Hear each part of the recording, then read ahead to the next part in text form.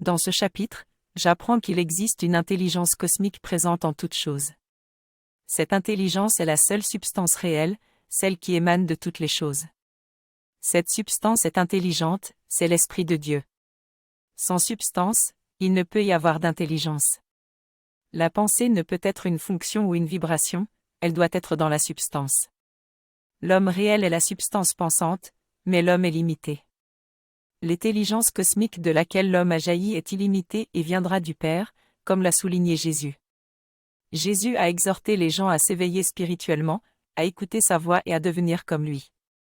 Le Père est esprit, donc il faut se réveiller spirituellement pour entrer dans son royaume et avoir la vie en soi. Les mots prononcés par Jésus permettent d'avoir une connexion avec l'esprit de vie. C'est le Père qui montre tout et chacun peut percevoir ses pensées pour avoir de la vie.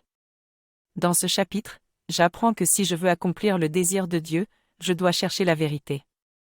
L'auteur affirme que tout savoir et toute vérité sont contenus dans l'esprit, et que Dieu souhaite donner ses cadeaux à ses enfants. Les grands hommes et femmes de l'histoire ont été rendus grands parce qu'ils ont reçu de Dieu, pas seulement parce que des humains leur ont enseigné. Pour accéder à cette connaissance, je dois devenir un avec Dieu.